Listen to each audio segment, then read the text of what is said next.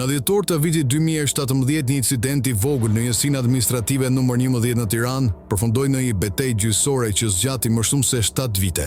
Një person i derur hyri në ambientet e njësisë dhe ofendoi stafin për fshirë administratorin e sapo emëruar Jonida Doku.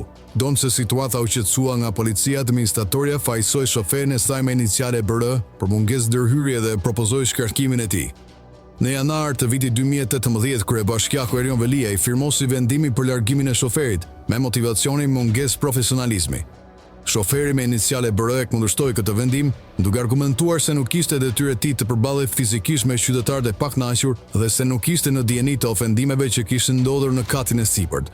Ai kërkoi dërshpërblim në gjykatën e Tiranës, e cila në korrik të vitit 2018 vendosi në favor të tij, duke urdhëruar bashkinë të paguante 14 paga mujore.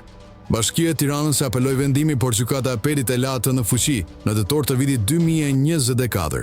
Megjithatë, përpjekjet për të shmangur pagesën vazhduan, me kërkesa për pezullim të zbatimit të vendimit dhe në gjykatën e lartë. Më 18 qershor 2025, kjo gjykatë rrëzoi përfundimisht rekursin e bashkisë.